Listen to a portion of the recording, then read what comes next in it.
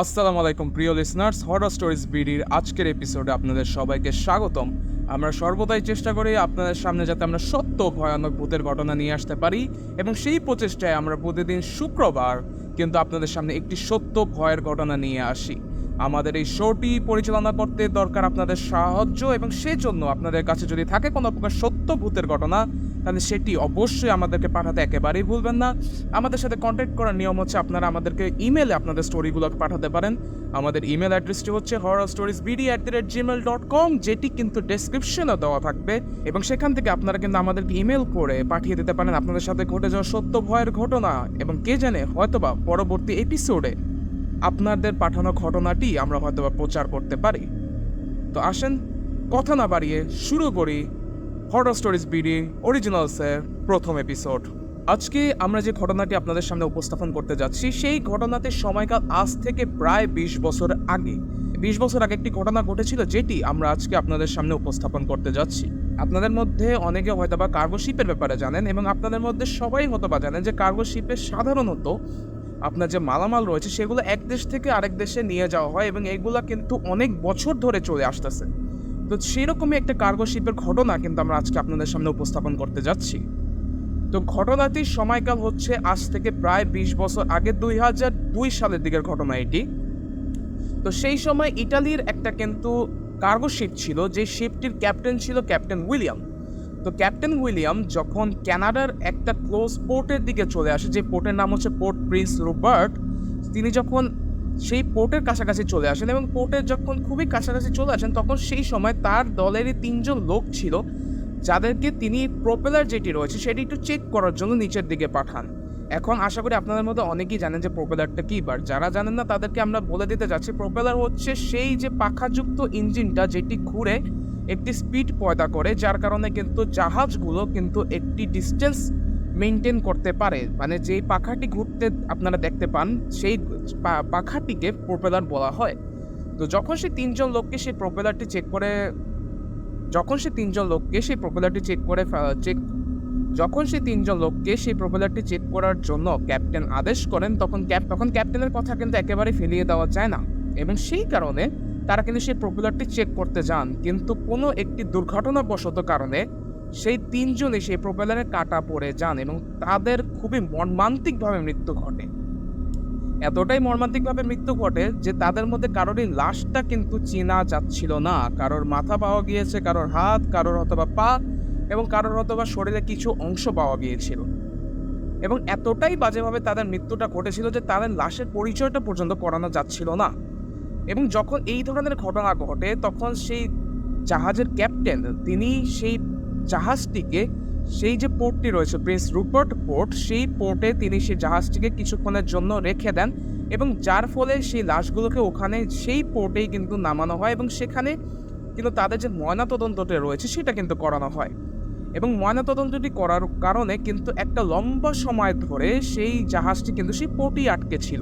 এখন ঘটনাক্রমে সেই যে পোর্টটি রয়েছে প্রিন্স রুপার্ট পোর্ট, সেই পোর্ট থেকে ওই জাহাজে আরো দুজন নতুন কর্মী যোগদান দেওয়ার কথা ছিল। তারা কিন্তু একেবারেই নতুন, এবং এইটা কিন্তু তাদের প্রথম জাহাজের কাজ হতে যাচ্ছিল।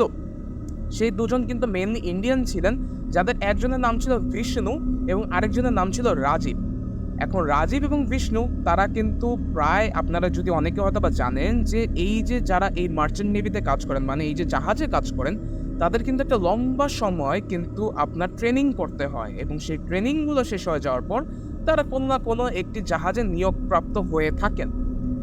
এই রাজীব এবং বিষ্ণু তারা কিন্তু প্রায় 2 থেকে 3 বছর ট্রেনিং করে ফেলার পর প্রায় 1 বছরের মতো সময় তারা শুধুমাত্র একটি জাহাজের অপেক্ষায় তারা কিন্তু বসেছিলেন, যে কখন তাদেরকে একটি জাহাজ থেকে কল করা হবে। এবং ফাইনালি যখন ওই তিনজনের মৃত্যুর পর যখন আরও বেশি লোকের প্রয়োজন হয়, তখন তাদের সাথে কন্ট্যাক্ট করা হয় এবং তাদেরকে সেই জাহাজের জন্য নিয়োগ করা হয়।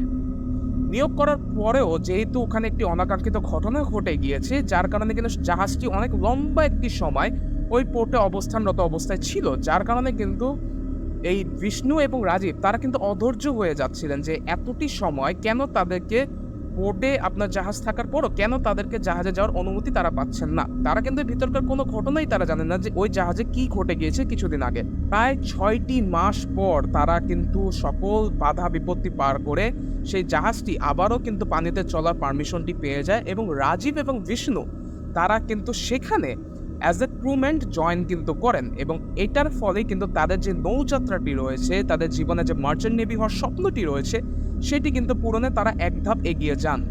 তো সময়টা ছিল ৫ ফেব্রুয়ারি ২০০৩ সাল এবং ঠিক বিকেল ৪টা ৩৮ মিনিটে সেই পোর্ট আপনার প্রিন্স রুপার্ট পোর্ট থেকে সেই জাহাজটি কিন্তু নিজের পরবর্তী গন্তব্যের দিকে কিন্তু ধাবিত হয়।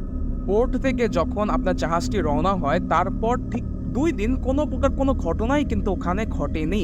ঘটনাটি শুরু হয় ঠিক ২ দিন পর যখন ওই জাহাজের মেইন শিপের সাথে প্রথম কিন্তু হরর ঘটনা বা ভৌতিক ঘটনাটা কিন্তু চালু হয়। আপনারা হয়তো অনেকেই জানেন যে এই ধরনের শিপে যেহেতু একটা লম্বা সময় তাদেরকে পানিতে থাকতে হয়, সেই কারণে তাদের শিপে জরুরি মতে কিন্তু অনেক লোকই নিয়োগ করা থাকে। যেমন একজন শেফ থাকে যিনি রান্নাবান্নার কাজ করেন, একজন থাকে যিনি সকল সেফটি মেজার করেন, একজন থাকে যিনি কিন্তু ডাক্তারি ব্যাপারে কিন্তু বেশ প্রসিদ্ধ হয়ে থাকেন, মানে একজন ডক্টরও থাকেন কিন্তু এই ধরনের শিপে। তো এই শিপের যে মেইন শেফ ছিল তার সাথে কিন্তু প্রথম ঘটনাটি এখানে চালু হয়। আমরা যেমন আপনাদেরকে কিছুক্ষণ আগেই বলেছিলাম যে এই শিপে কিন্তু প্রোপেলারে কাটা পড়ে ৩ জন মানুষের মৃত্যু ঘটে এবং মৃত্যু ঘটার পর একটা বড় সময়ের পরে কিন্তু এই জাহাজটি আবারও পানিতে চলার অনুমতিটি পায় এবং অনুমতি পাওয়ার পর একদিন ঠিক রাতের বেলা আমাদের যে মেইন শেফ রয়েছেন সেই শিপের যে মেইন শেফ রয়েছেন তিনি কিন্তু যে রান্নাঘরটি রয়েছে সেই রান্নাঘরে প্রতিদিনের কাজটা তিনি করছিলেন এবং সবাইকে খাবার সার্ভ করে ফেলার পর তিনি তার যে জিনিসপাতি রয়েছে, মানে যেমন বাসন কাসন রয়েছে এবং তার সাথে ছুরি যেগুলো তিনি ব্যবহার করেছেন খাবার বানানোর জন্য, সেই ছুরিগুলোকে তিনি কিন্তু একেবারে আবার ঠিকঠাক করে রাখতে থাকেন এবং সেই সময় তার হঠাৎই ফিল হয় যে তার ঠিক পিছের দিকে যে দরজাটি রয়েছে, যেটি হচ্ছে গিয়ে মেইন দরজা, যেটি আপনার কানেক্ট করতেছে সেই আপনার রান্নাঘরকে মেইন ডেকের সাথে, সেই দরজাটি মনে হলো খুবই জোরে বন্ধ হয়ে গিয়েছে, যেটা কিন্তু অ্যাকচুয়ালি হওয়ার কথা নয়। প্রিয় লিসনার্স, আপনাদের মধ্যে যারা এই ধরনের শিপে কাজ করেন বা যারা এই ধরনের শিপে কখনো উঠেছেন তারা হয়তো বা নজর করবেন একটা জিনিস,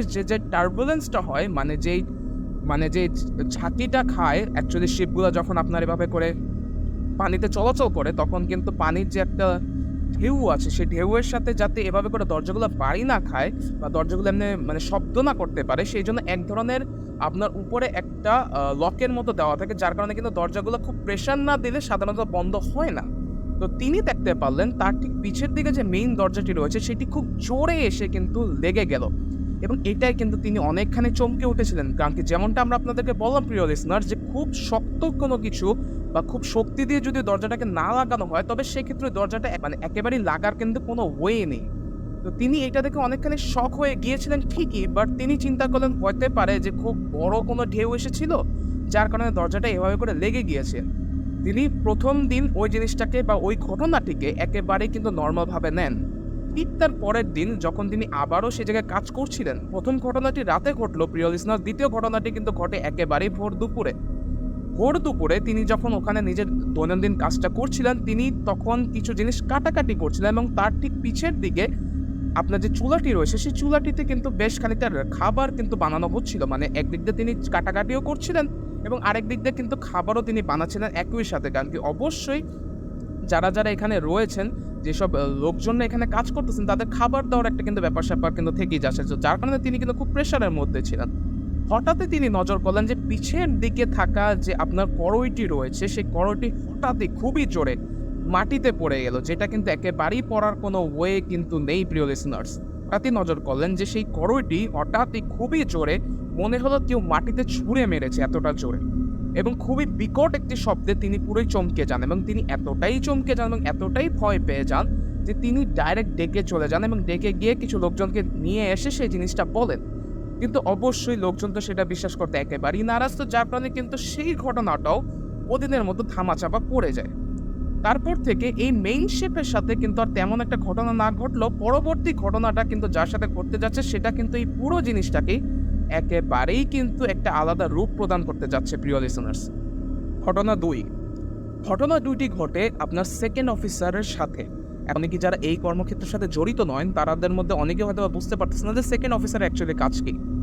তো বেসিক্যালি সেকেন্ড অফিসাররা যখন ক্যাপ্টেন থাকেন না, তখন তারা কিন্তু যে জাহাজটি রয়েছে সেটি পরিচালনার কাজটা তারা করে থাকেন এবং তারা কিন্তু একটি কমান্ড দিয়ে আপনার যেই জাহাজটি রয়েছে সেটিকে অটো পাইলট মোডে অন করে তারা কিন্তু সামনের দিকে ওয়াচ করতে থাকেন, মানে সামনের দিকে যে বাইনোকুলারটি রয়েছে সেই বাইনোকুলার দিয়ে তারা আগে পিছিয়ে দেখতে থাকেন যে কোথায় কোনো অবস্টিকেল আছে কি না, বা কোনো কিছু যদি থাকে তাহলে তারা আবার অটো পাইলট থেকে কোনো একটা নতুন ডাইরেকশনে সেই জাহাজটিকে পরিচালনা করতে পারেন। এই কাজটা সাধারণত একজন সেকেন্ড অফিসারের থাকে।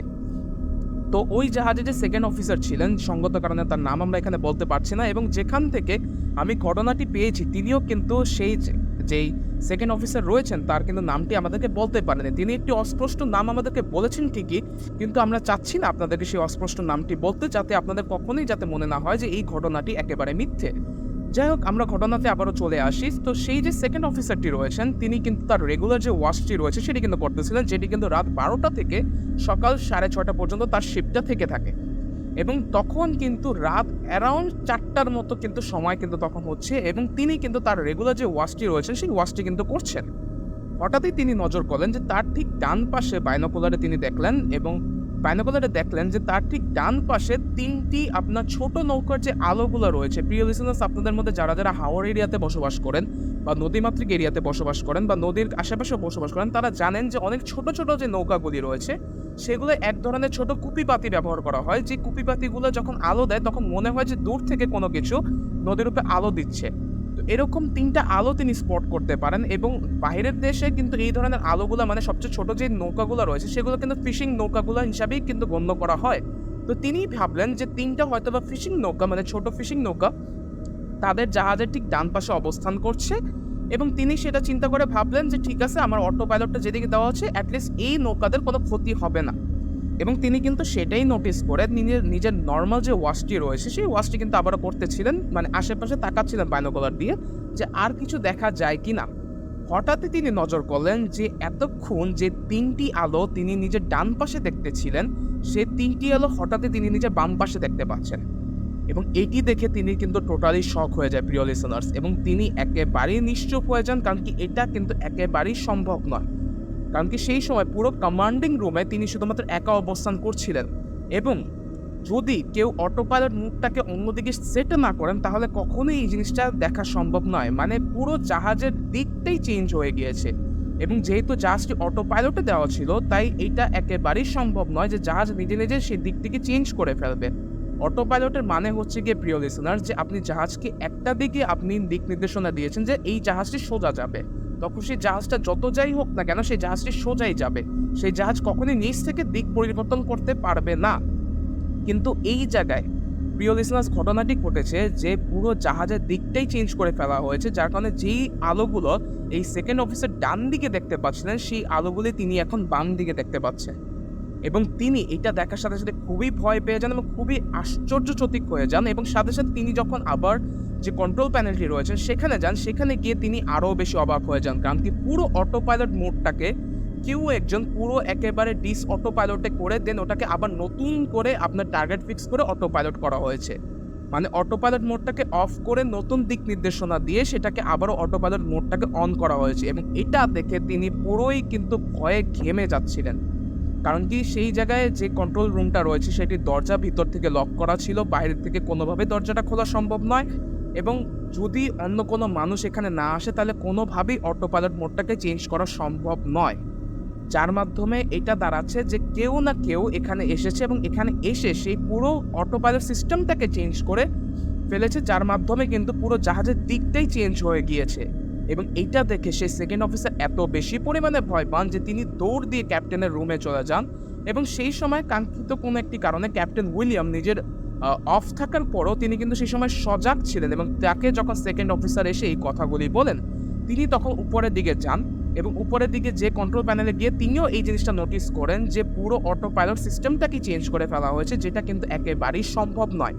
এবং এইটা কিন্তু খুবই রেয়ার একটি কিন্তু কেস ছিল, যেটা দেখে কিন্তু দুজনেই ক্যাপ্টেন এবং সেকেন্ড অফিসার দুজনেই কিন্তু প্রচুর পরিমাণে চিন্তিত হয়ে পড়েন যে অ্যাকচুয়ালি তাদের সাথে কি ঘটছে। কারণ কি কিছুদিন আগে মেইন শিপের সাথে একটি ঘটনা ঘটেছে, এবং আজকে সেকেন্ড অফিসারের সাথে এই ধরনের একটি ঘটনা ঘটে গিয়েছে, যার কারণে কিন্তু ক্যাপ্টেন কিছুটা হলেও চিন্তিত হয়ে যান। বাট যেহেতু ক্যাপ্টেন একজন নাস্তিক ছিলেন, তিনি কোনো প্রকার ভগবান বা খোদা বা কোনো গডে বিশ্বাস করতেন না। তিনি তারপরে জিনিসটাকে সায়েন্টিফিকভাবে ব্যাখ্যা করার চেষ্টা করেন এবং তিনি বলেন হতে পারে যে অটো পাইলট মোডে কোনো প্রকার ত্রুটি হয়ে যাওয়ার কারণে হয়তোবা কোনো না কোনো একটি কারণে এটি কিন্তু চেঞ্জ হয়ে গিয়েছে। বাট সেকেন্ড অফিসার তিনি কিন্তু নিজের কথায় একেবারেই স্থির ছিলেন যে অটো পাইলট মোডে কোনো প্রকার চেঞ্জ হয়নি। এটিকে প্রথমে অটো পাইলট মোড থেকে চেঞ্জ করে অফ করা হয়েছে এবং দেন নতুন করে কমান্ড দিয়ে এটাকে আবারও অটো পাইলট মোডে শিফট করা হয়েছে। যখন এই ঘটনাটি বাকি সকল লোকদের কাছে কিন্তু চলে যায় তখন তারা সবাই কিছুটা হলেও চিন্তিত হয়ে যায়। বাট ক্যাপ্টেন উইলিয়াম তিনি কিন্তু ছিলেন খুবই দুর্ধর্ষ একজন ক্যাপ্টেন এবং তিনি সবাইকে অভয় দেন যে এখানে ভয়ের কোনো কারণ নেই, যা হচ্ছে সবকিছু কোনো না কোনো কারণের জন্য হচ্ছে এবং সবকিছু কিছু না কিছু সময় পর ঠিক হয়ে যাবে। এই সময় তার এই ধরনের একটি মতামত দেওয়ার কারণে লোকজনেরা কিছুটা হলেও ভয়টা কমে যায় ঠিকই, কিন্তু সবার মধ্যে কোথাও না কোথাও একটু হলেও খটকা থেকে যায় যে এই জাহাজে কোনো না কোনো কিছু ঘটছে যেটা কিন্তু ঘটা একেবারেই দরকার না এবং অশরীরী কোনো না কোনো কিছুর উপস্থিতি ওই ক্যাপ্টেনের সাথে থাকা প্রতিটা লোকজন এবং ওই জাহাজের প্রতিটা ক্রু তারা কিন্তু ফিল করছিলেন। ঘটনা তিন ঘটনা তিনটি ঘটে কিন্তু সেই জাহাজে থাকা কিছু অন্যান্য থার্ড অফিসারদের সাথে। এখন প্রিয় লিসেন্স, আপনাদের মতো অনেকের মাথায় হয়তো বা প্রশ্ন আসতে পারে যে থার্ড অফিসারদের অ্যাকচুয়ালি দায়িত্ব কি। থার্ড অফিসারদের দায়িত্ব হচ্ছে যে জাহাজে থাকা প্রতিটা জিনিসের মেইনটেনেন্সটাকে ঠিকঠাক করে রাখা এবং তাদের কিন্তু একটা শিফট হয় যে এই শিফটে দুজন কাজ করবে, পরের শিফটে দুজন, এভাবে করে তাদের একটা শিফট ঘটে। তো এক শিফটে কাজ করে দুজনের সাথে কিন্তু এই ঘটনাটি ঘটে যায়। তো তখন সময়টা ছিল সন্ধ্যার দিকে, সময়টা মানে সূর্যটা মাত্র ডুবেছে এবং মাত্র পুরো আপনার যে জাহাজ রয়েছে সেই জাহাজে কিন্তু লাইটের যথেষ্ট পরিমাণে ব্যবস্থা থাকলেও সমুদ্রের দিকটা কিন্তু অনেকটাই অন্ধকারে থাকার কারণে সমুদ্রটা পুরোটাই অন্ধকারে চলে গিয়েছে। এবং যারা আপনারা কখনো নদী অথবা সমুদ্রে চলাচল করেছেন তারা জানেন যে যখন অন্ধকার হয়ে যায় তখন কিন্তু দূর দূরান্ত পর্যন্ত কোনো কিছুই দেখা যায় না একেবারেই। তো এমন একটি সন্ধ্যায় কিন্তু আসলে এই ঘটনাটি ঘটে যখন সেই থার্ড অফিসাররা নিজেদের দৈনন্দিন মেইনটেনেন্সের কাজটি কিন্তু তারা করছিলেন এবং তারা হঠাৎই নজর করেন, আপনাদের মতো অনেকে হয়তো বা দেখবেন যে এই ধরনের যে আপনার যে মাল টানার যে জাহাজগুলি রয়েছে সেই জাহাজগুলির একেবারে সামনের দিকে কিন্তু একটা উঁচু স্থান থাকে যেটা কিন্তু একটা প্রোপেলার, সামনের দিকে যে প্রোপেলারটি রয়েছে সেটির সাথে কানেক্টেড থাকে। তো তারা হঠাৎই নজর করতে পারেন যে সেই প্রোপেলারের দিকে কিন্তু একটি উজ্জ্বল আলো সেটা কিন্তু ওখানে রয়েছে এবং মনে হচ্ছে সেই আলোটা একটি মানুষের শেপের কিন্তু আলো। তো সেই থার্ড অফিসারের মধ্যে একজন থার্ড অফিসার সেই আলোটাকে কিন্তু নোটিস করেন এবং তিনি কিন্তু সেদিকে আগানো শুরু করেন এবং যখন তিনি প্রায় অনেকটাই কাছাকাছি চলে আসেন তখন তিনি হঠাৎই দেখেন যে কন্টেনারগুলো রয়েছে সেই কন্টেনারগুলোর পিছের দিকে সেই আলোটি চলে গেল।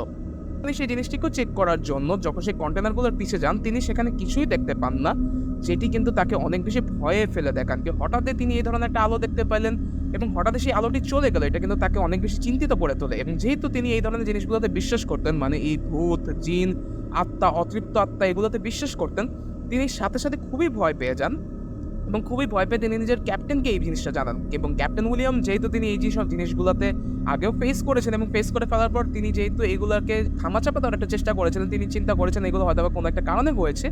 সেই কারণে ক্যাপ্টেন উইলিয়াম এইবারও সেই থার্ড অফিসারকে বলেন যে এগুলো কিছুই না, তার হয়তো বা মনের ভুল হয়েছে এবং যার কারণে ওই ঘটনাটি ওই জায়গায় থামাচাপা পড়ে যায়। তবে এই যে কন্টিনিউয়াস যে আপনার ঘটনাগুলো ঘটছিল, এই ঘটনাগুলো ঘটার কারণে যে ক্রুমেন্টরা রয়েছে তারা সবাই কিন্তু খুবই আতঙ্কের মধ্যে ছিল এবং সেই আতঙ্কের মধ্যে থাকার কারণে তাদের মধ্যে কিন্তু একটা ভয় কাজ করতেছিল যে কখন পরবর্তীতে কী ঘটনা তাদের সাথে ঘটতে যাচ্ছে। এখন প্রিয় লিসেনার্স, আপনাদের মনে আছে কিনা আমরা যে বলেছিলাম যে পোর্ট প্রিন্স রুপার্ট থেকে যে দুজন ইন্ডিয়ান আপনার যে লোক এই শিপে জয়েন করেছিল, একজনের নাম বিষ্ণু ছিল এবং আরেকজনের নাম রাজীব ছিল। আশা করি আপনাদের সেই কথাটাই মনে রয়েছে। এবং ঘটনা 4 এবং এই পুরো ঘটনার মেইন ঘটনাগুলো কিন্তু তাদের সাথেই ঘটে যায়। তো প্রিয় লিসেনার্স, আমরা যেমনটা আপনাদেরকে বলেছিলাম যে বিষ্ণু এবং রাজীব তারা দুজনে যেহেতু ইন্ডিয়ান ছিলেন যার কারণে কিন্তু তাদের মধ্যে অনেক দিন ধরেই বন্ধুত্ব ছিল এবং তারা কিন্তু বেশ ভালো বন্ধু ছিলেন। বন্ধুত্ব থাকার কারণে আপনার কিন্তু যে জাহাজে তাদের দুজনকে একসাথে একই রুমে থাকতে দেওয়ার একটা সুবিধা করা হয় এবং তারা দুজন কিন্তু একই সাথে একই রুমে থাকতেন। তো ঘটনাটি হঠাৎই ঘটা শুরু করে এই সকল ঘটনা ঘটার কিছুদিন পর থেকে। এই বিষ্ণু এবং রাজীব এই দুজনের রুমে হঠাৎই রাতের বেলা যখন তারা নিজেদের শিফটগুলোকে শেষ করে এসে বিশ্রাম নেওয়ার চেষ্টা করেন, আপনারা হয়তো জানেন যে জাহাজে সাধারণত খুবই কম কিন্তু কোনো মানুষ একদম যেটাকে বলে যে খুবই গভীর ঘুমে কিন্তু খুবই কম আচ্ছন্ন হতে পারে। কারণ কি সবসময় জাহাজটি যেহেতু একদিক থেকে আরেক দিকে ডুলতে থাকে এবং সবসময় যেহেতু একটা সাউন্ড হতে থাকে যার কারণে কিন্তু খুবই রিয়েলি তাদের কিন্তু ঘুম আসে, খুবই গভীর ঘুম তারা খুবই কম ঘুমাতে পারেন। তো এরকমই হালকা একটু হালকা একটু চোখে ঘুম নিয়ে তারা কিন্তু চুপচাপ শুয়েছিলেন। হঠাৎই তারা শুনতে পান যে তাদের যে দরজাটি রয়েছে, সেই দরজাটিতে খুব জোরে, জোরে কেউ মনে হচ্ছে নক করছে। এবং একটা সময় সেই নকের পরিমাণটা এতটাই বেড়ে যায় যে মনে হচ্ছে সে ঘুষি মারতেছে সেই দরজাতে। এই ঘটনা দেখে তারা দুজনেই কিন্তু খুবই আচমকা উঠে যান ঘুম থেকে, এবং ঘুম থেকে উঠে তারা যখন দরজাটি খুলেন তারা ঠিক সামনে কাউকে দেখতে পান না। যার কারণে তারা কিছুটা হলেও এটা নিয়ে খানিকটা হলেও চিন্তিত হয়ে পড়েন ঠিকই। কারণ কি তাদের কাছেও তো জানতেন যে অ্যাকচুয়ালি এই পুরো জাহাজে কি ঘটনা ঘটে যাচ্ছে একের পর এক। এখন কিছুদিন এভাবে কেটে যাওয়ার পর যখন রাজীব এবং বিষ্ণু রোজের সাথে যখন এই ঘটনাটি ঘটা শুরু হয় যে রোজই তাদের যে দরজাটি রয়েছে সেই দরজাটিকে বারবার এভাবে করে কিন্তু আপনার কেউ রাতের বেলা এসে বারবার দরজাটি এভাবে করে নক করে যাচ্ছে, যার কারণে কিন্তু তাদের ঘুমে কিন্তু বেশ ব্যাঘাত ঘটতে থাকে। তো একটা সময় তারা বাধ্য হয়ে যখন ক্যাপ্টেনকে এই জিনিসটা জানান, ক্যাপ্টেন তাদেরকে অভয় দেন এবং তিনি তাদের সাথে একদিন থাকার সিদ্ধান্ত গ্রহণ করেন। তো ক্যাপ্টেন উইলিয়াম যেদিন রাতে রাজীব এবং বিষ্ণু তাদের সাথে ছিলেন, এবং সেদিন রাতে কিন্তু কোনো প্রকার এই ধরনের ঘটনা ঘটেনি, অনাকাঙ্ক্ষিত ঘটনা যে তাদের দরজায় সেভাবে নক হওয়ার কিন্তু কোনো ঘটনা একেবারেই ঘটেনি। তো যার কারণে কিন্তু ক্যাপ্টেন অনেকটা জিনিসটাকে আকাশেই উড়িয়ে দেন যে না, এখানে কোনো যেহেতু ঘটনা ঘটতেছে না, তার মানে এখানে কোনো সমস্যাও নেই, তোমরা খালি খালি এই ধরনের কথাগুলো বলতেছো। যখন এই ধরনের ঘটনা দেখলেন রাজীব এবং বিষ্ণু দেখলেন যে ক্যাপ্টেন থাকা অবস্থায় ঘটতেছে না, তখন তারা চিন্তা করেন যে হয়তোবা এটা এতদিন এমনি ঘটেছে এবং এখন হয়তো এই ধরনের কোনো ঘটনা ঘটবে না। এবং সেটাই কিন্তু হয়। কিছুদিন কিন্তু এই ধরনের কোনো ঘটনাই ঘটেনি, মানে দরজায় এভাবে করে এসে নক করা এই ধরনের কোনো অনাকাঙ্ক্ষিত ঘটনা ঘটেনি। কিছুদিন পর কিন্তু অন্য একটি ঘটনা কিন্তু এখানে ঘটে যায় এবং সেটাই কিন্তু এই পুরো ঘটনার মোড়টিকে চেঞ্জ করে দেয়। রাজীব এবং বিষ্ণুর মধ্যে একদিন রাতের বেলা বিষ্ণু নোটিস করেন যে রাজীব না বিছানার উপরে বসে রয়েছেন এবং বিছানার উপরে বসে তিনি কিন্তু কিছু একটা মনে মনে বিড়বিড় করতেছেন, এবং মনে মনে বিড়বিড় করতে করতে তিনি উপরের সিলিং এর দিকে তাকিয়ে রয়েছেন এবং তাকিয়ে তাকিয়ে তিনি কোনো না কোনো কিছু একটা বিড়বিড় করছেন। যখন বিষ্ণু এই জিনিসটা নোটিস করেন তখন তিনি রাজীবকে জানান যে অ্যাকচুয়ালি কি সমস্যা এখানে ঘটেছে এবং তিনি কেন এইভাবে করে করতেছেন, বাট রাজীব সেটা কোনো প্রকার অ্যান্সার কিন্তু একেবারেই দেয় না। এবং বিষ্ণু একটা সময় চিন্তা করেন হয়তো বা কোনো একটা কারণের জন্য এরকম কিছু একটা হচ্ছে, এবং তিনি সেই জিনিসটা আর বেশি করে চিন্তা না করে তিনি সেখানে ঘুমিয়ে পড়েন। পরবর্তী দিন সকালবেলা যখন তিনি এই ঘটনাটি রাজীবকে জানান তখন রাজীব একেবারে আকাশ থেকে পড়েন এবং তিনি বলেন যে তিনি যে এরকম কিছু করেছেন সে ব্যাপারে কোনো প্রকার আইডিয়াই তার একেবারে নেই। তো যখন এই ধরনের অনাকাঙ্ক্ষিত ঘটনা এখানে ঘটে যাচ্ছিল তখন বিষ্ণু কিন্তু চিন্তা করেন যে হয়তোবা রাজীব কোনো একটা কারণে এই ধরনের জিনিসটা করতেছে, বাট তার হয়তোবা সেটা মনে নেই। হয়তোবা হতে পারে সে রাতের বেলা স্লিপ প্যারালাইসিস বলে যে ঘটনাটি রয়েছে সেটি হয়তোবা তার সাথে ঘটতেছে। তো যাই হোক, যে জিনিসটাকে তিনি তেমন একটা আমলে নেন না। বাট যখন বিষ্ণু দেখেন যে এই ঘটনাটি রোজ ঘটা শুরু হয়েছে তখন কিন্তু তিনি বেশ খানিকটা চিন্তিত হয়ে পড়েন। রোজ দেখা যাচ্ছে রাতের বেলা ঠিক 2টা থেকে 3টা এরকম একটি সময় রাজীব এভাবে করে উপরের দিকে তাকিয়ে কিছু একটা মনে মনে বিড়বিড় করতে থাকেন, এবং তিনি যেটা বিড়বিড় করতে থাকেন সেটা কিন্তু একেবারেই তার মুখের ভাষা নয়, তিনি পুরোই আলাদা একটি ভাষায় কথা বলতে থাকেন এবং তিনি যা বলেন সেটা কিন্তু তিনি একেবারেই বুঝতে পারেন না। মানে বিষ্ণু তিনি বুঝতে পারতেছিলেন না যে রাজীব কি বলছেন, এবং এভাবে করে বলতে বলতে তিনি কিন্তু সারাটি রাত কাটিয়ে দেন। যখন এভাবে করে ঘটনাগুলো ঘটতে থাকে তখন একটা সময় বিষ্ণু একেবারে অতিষ্ঠ হয়ে যান, এবং অতিষ্ঠ হয়ে তিনি যখন ক্যাপ্টেনকে এই ঘটনাটি বলেন তখন ক্যাপ্টেন তাকে বলেন যে ঠিক আছে, তুমি তাহলে কিছুদিন অন্য একটি রুমে থাকো, আমি আজকে রাতে থাকতে যাচ্ছি রাজীবের সাথে। তিনিও রাতের বেলা রাজীবের সাথে যখন তিনি ঘুমান একটা সময় পর তিনিও এই জিনিসটা নোটিস করেন যে রাজীব উঠে কিছু একটা মনে মনে বিড়বিড় করছে, কিন্তু এইবার বিড়বিড় করার সাথে সাথে একই সাথে কিন্তু তার দিকেও তাকিয়ে রয়েছে, মানে ক্যাপ্টেন উইলিয়ামের দিকে কিন্তু তাকিয়ে রয়েছে এখানে রাজীব, এবং খুবই রাগান্বিত একটি চেহারা যেখানে কিন্তু তার চোখগুলো একেবারে লাল হয়ে রয়েছে। এমন একটি অবস্থায় তিনি কিন্তু উইলিয়ামের দিকে, মানে ক্যাপ্টেন উইলিয়ামের দিকে তিনি কিন্তু তাকিয়ে রয়েছেন এবং মনে হচ্ছে তিনি খুবই রাগান্বিত, এবং রাগান্বিত অবস্থায় তিনি ইটালিয়ান ভাষায় কিছু না কিছু বলে যাচ্ছেন এবং বিড়বিড় করে যাচ্ছেন। যখন এই ঘটনাটি ক্যাপ্টেন উইলিয়ামের সাথে ঘটে যায় তখন কিন্তু তার টনক নড়ে এবং তিনি তখন খানিকটা হলেও কিন্তু চিন্তিত হয়ে পড়েন যে এখানে আসলে কি ঘটতে যাচ্ছে, এবং তখন তিনি কিন্তু আস্তে আস্তে করে চিন্তা করতে থাকেন যে তিনি এখন কিভাবে করে জিনিসটা করে যাবেন। এবং তার মধ্যে কিন্তু ডেইলি রাজীবের সাথে কিন্তু প্রতি রাতেই ঘটনাটি ঘটে যাচ্ছে, এবং একটা সময় রাজীব কিন্তু একা ওই রুমে থাকা শুরু করে, এবং যখন তিনি একা ওই রুমে থাকা শুরু করেন তখন কিন্তু সারা রাত ধরে কিন্তু রাজীব একের পর এক চিৎকার দিতে থাকেন, এবং চিৎকারগুলো এতটাই জোরে থাকে যে পুরো জাহাজে প্রতিটা লোক কিন্তু সেই চিৎকারগুলো শুনতে থাকে। তো তখন সেই জাহাজে একজন কিন্তু খুবই ধার্মিক একজন লোক ছিলেন যার নাম ছিল কিন্তু ড্যারিও, এবং তিনিও কিন্তু ভাগ্যক্রমে একজন ইটালিয়ান ছিলেন, যার কারণে কিন্তু তিনি ওখানে ইটালিয়ান ভাষাটাকে বুঝতেন, এবং যেহেতু তিনি একজন ধার্মিক মানুষ ছিলেন এবং তার কিন্তু আসলে এই যে আত্মা থেকে শুরু করে জিন, দেন আপনার যে ডেভিল রয়েছে, এদেরকে যাতে যে এক্সোরসিজম জিনিসটা যে করা হয়, এই ব্যাপারে তার খানিকটা হলেও কিন্তু জ্ঞান রয়েছে। এবং যখন তিনি দেখলেন যে রাজীবের সাথে কিন্তু প্রতিনিয়ত এই ঘটনাটি ঘটে যাচ্ছে এবং এই ধরনের ঘটনা যখন প্রিয় লিসেনার্স কারোর সাথে ঘটে, তখন কিন্তু আপনারা নোটিস করবেন যে সে খুবই শারীরিকভাবে দুর্বল হয়ে যায়। তো রাজীবের সাথেও কিন্তু সেই ঘটনাটি ঘটতেছিল, তিনি কিন্তু শারীরিকভাবে খুবই দুর্বল হয়ে পড়ছিলেন এবং যার কারণে কিন্তু এই যে আপনার ড্যারিও নামে যে ব্যক্তিটি রয়েছেন তার কিন্তু খুবই মায়া দেওয়া হয় এবং তিনি চিন্তা করেন যে তিনি যেভাবেই হোক না কেন রাজীবকে এই সমস্যা থেকে মুক্তি দান করবেন এবং যার কারণে কিন্তু তিনি একদিন চিন্তা করেন যে তিনি একটি রিচুয়াল করবেন। এবং এই কারণে এই যে ড্যারিও নামে যে লোকটি রয়েছেন তিনি কিন্তু তার যে ধর্মগুরু রয়েছেন একজন, তার সাথে এই জিনিসটা নিয়ে একেবারে একটা কিন্তু ডিসকাশন করে এবং তখন তার সেই ধর্মগুরু তাকে একটা কিন্তু বুদ্ধি দেন এবং তিনি বলেন যে ড্যারিও, তোমার উচিত না এই জিনিসটার মধ্যে কোনোভাবে ইনভলভ হওয়া, কারণ কি এই জিনিসটি খুবই শক্তিশালী এবং এটার কারণে কিন্তু তোমার অনেক বেশি পরিমাণে ক্ষতি হতে পারে। বা যেহেতু ড্যারিও তিনি কিন্তু রাজীবের এই অবস্থাটা কিন্তু আর দেখতে পাচ্ছেন না, তো যার কারণে কিন্তু তিনি মনোনিবেশ করেন তিনি যেভাবেই হোক না কেন, তার যতই ক্ষতি হোক না কেন, তিনি কিন্তু রাজীবকে সাহায্য করবেন। তো তার সেই ধর্মগুরু তাকে একটি ওয়ে বলে দেন এবং তাকে বলেন যে 7 দিন ব্যাপী তিনি যদি এই রিচুয়ালটি করতে পারেন তাহলে সেক্ষেত্রে তিনি কোথাও না কোথাও কোনো না কোনোভাবে এই রাজবীর ভিতরে আসা যে খারাপ সত্তাটি রয়েছে সেটির সাথে কিন্তু তিনি একটি কানেকশন বজায় করতে পারবেন এবং তিনি তখন তাকে যেভাবেই হোক না কেন তাকে কিন্তু তাড়াতে পারবেন। তো যেই কথা সেই কাজ এবং সেই সাথে কিন্তু ড্যারিও রাজীবকে নিয়ে কিন্তু একটি রুমে থাকা শুরু করেন এবং প্রতিদিন ঠিক রাত 12টার পর তিনি কিন্তু তার রিচুয়াল চালু করেন। এবং যখন প্রথম দিন তিনি সেই রিচুয়ালটি চালু করেন তখন কিন্তু রাজীব এতটা পরিমাণে ক্ষিপ্ত হয়ে গিয়েছিল যে তিনি কিন্তু ড্যারিওকে আঘাত পর্যন্ত করে বসেন এবং সেই আঘাতের কারণে পরের দিন সকালবেলা দেখা যায় যে ড্যারিওর পুরো ডান গালটি পুরো ফুলে রয়েছে এবং মনে হচ্ছে কেউ নিজের নখ দিয়ে মানে ধারালো নখ দিয়ে আছড়িয়েছে তাকে, যার কারণে কিন্তু তার অনেক জায়গা থেকে কিন্তু মাংসগুলো কিন্তু পর্যন্ত উঠে গিয়েছে, এতটাই ভয়ানকভাবে তার উপরে হামলা হয়েছিল আগের দিন রাতে। কিন্তু এত কিছু ঘটে যাওয়ার পরও এই যে ড্যারিও নামে যে ব্যক্তিটা রয়েছে তিনি কোনোভাবেই কিন্তু পিছপা হতে চাননি এবং তিনি কিন্তু তার যে 7 দিন ব্যাপী যে রিচুয়ালটি রয়েছে সেটি কিন্তু চালিয়ে যেতে থাকেন এবং একটি সময় যখন 4 দিনের মাথায় কিন্তু জিনিসটি চলে যায় তখন কিন্তু তখন রাজীব তিনি কিন্তু রেসপন্স করেন এবং তিনি যে রেসপন্সটি করেন সেটির জন্য কিন্তু এই ড্যারিও তিনি একেবারেই প্রস্তুত ছিলেন না। তিনি দেখেন রাজীবের পুরো ভয়েসটি একজন ইটালিয়ান যে ব্যক্তির যেরকম ভয়েস হয় সেই ধরনের ভয়েসটি হয়ে গিয়েছে। প্রিয় লিসনার্স, আপনারা হয়তোবা জানেন যে প্রতিটি দেশের নাগরিকের কিন্তু মুখের যে ভাষাটি রয়েছে সেটি কিন্তু এক এক রকমের, হয়তোবা তারা ইংলিশই বলছেন বাট এক এক দেশের মানুষের ইংলিশ এক এক রকমের হয়ে থাকে। কিছু দেশের মানুষের ইংলিশের মধ্যে একটা টান থাকে, কিছু দেশের মানুষের ইংলিশের মধ্যে কোনো প্রকার টান থাকে না, মানে যে ইংলিশ বলার ধরনটা কিন্তু আলাদা হয় বাট ভাষা কিন্তু একই থাকে।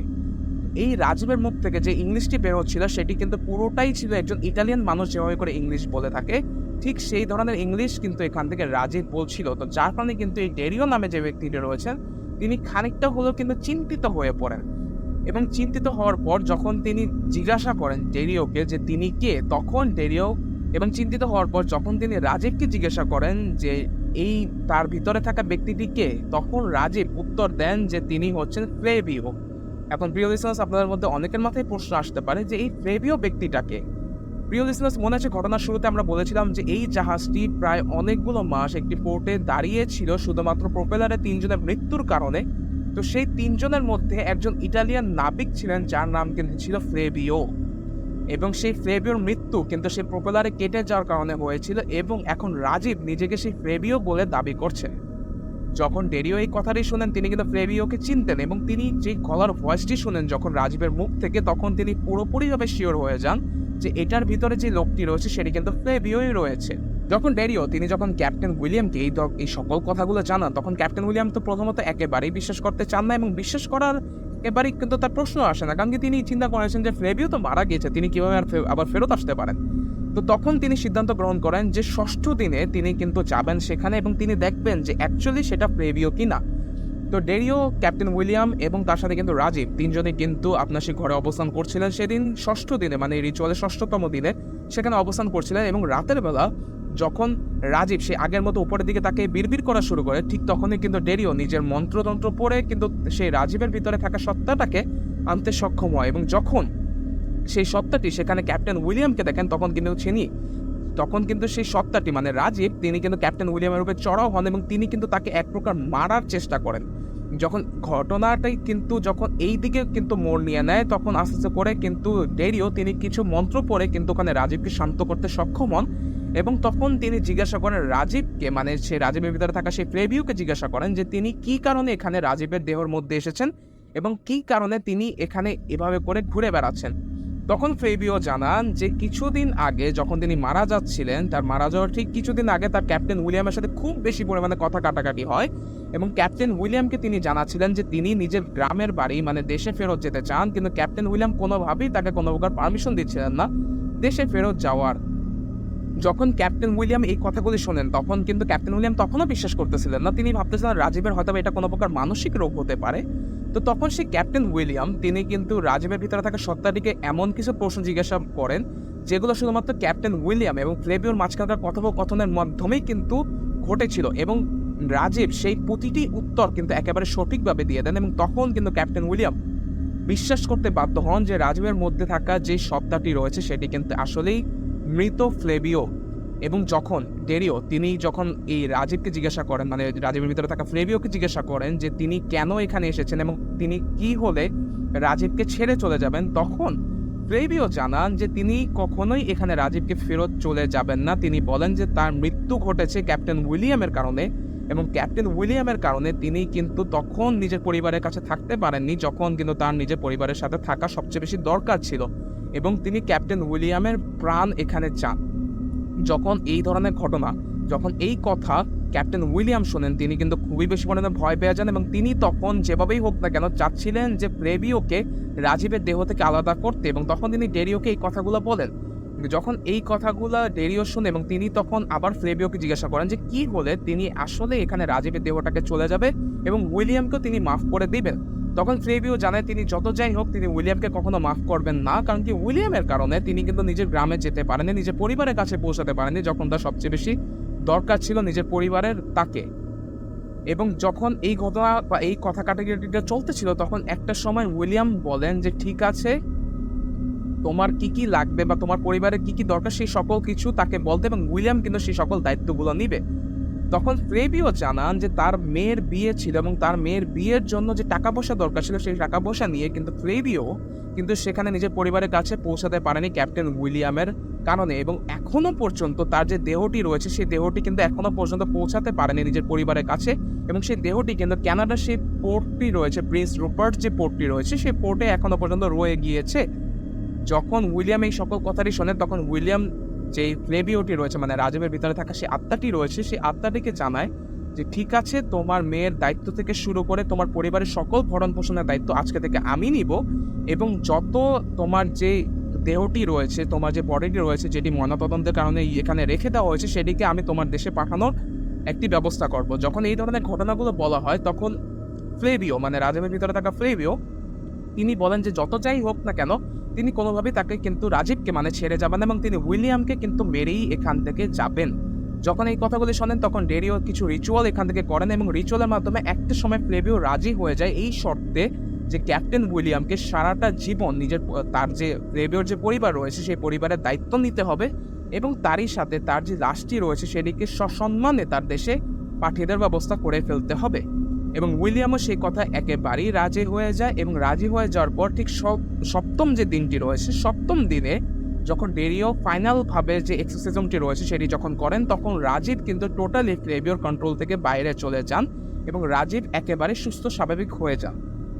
প্রিয় লিসনার্স, ঘটনা কিন্তু এখানেই শেষ এবং এরই সাথে আমরা জানাতে চাচ্ছি যে ঘটনার শেষ পর্যায়ে আমরা যতদূর জানতে পেরেছি যে ক্যাপ্টেন উইলিয়াম রয়েছেন তিনি কিন্তু এখনো পর্যন্ত বেঁচে রয়েছেন এবং সেই ফ্লেভিও যে রয়েছে সেই ফ্লেভিওর যে মেয়ের বিয়ের যাবতীয় যত খরচ ছিল সেই খরচগুলো কিন্তু ক্যাপ্টেন উইলিয়ামই বহন করেছিলেন এবং ফ্লেভিওর একটি ছেলে রয়েছে যেই ছেলেটি বর্তমানে কলেজে পড়াশোনা করছে এটা বললে আমরা জানতে পেরেছি, যার কাছ থেকে আমরা ঘটনাটি পেয়েছি তিনি আমাদেরকে সেই তথ্যটি দিয়েছেন এবং সেই যেই ছেলেটি রয়েছে ফ্লেভিও সেই ছেলের যে যত পড়াশোনা খরচ থেকে শুরু করে ফ্লেভিওর পুরো পরিবারের সকল দায়িত্ব এবং ভরণ পোষণের টাকা এখনো পর্যন্ত এবং আজকের দিন পর্যন্ত 2024 সাল পর্যন্ত কিন্তু ক্যাপ্টেন উইলিয়ামই দিয়ে যাচ্ছেন এবং যে রাজীব রয়েছেন তিনি কিন্তু একটি সুস্থ স্বাভাবিক জীবন তিনি কিন্তু অতিবাহিত করতে পেরেছেন এবং তিনি হয়তোবা এখন কোথাও না কোথাও অন্য কোনো একটি জাহাজে নিজের দায়িত্বরত অবস্থায় কিন্তু রয়েছেন।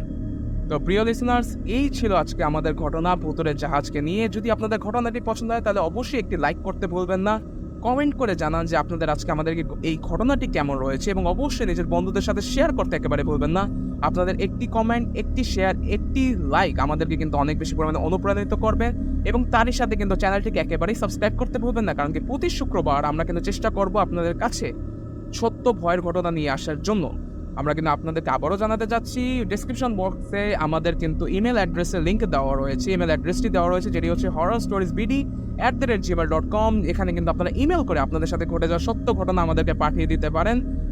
এবং প্রিয় লিসনার্স, আপনারা অবশ্যই কমেন্ট সেকশনে আমাদেরকে জানাতে ভুলবেন না যে আমরা শুক্রবার বাদেও কি অন্য কোনো একটি দিনকে বেছে নেব আমাদের ঘটনাকে প্রচার করে ফেলার জন্য। মানে সপ্তাহে 2টি ঘটনা কি আপনারা চাচ্ছেন, নাকি আপনারা সপ্তাহে একটি ঘটনাতেই সন্তুষ্ট থাকবেন?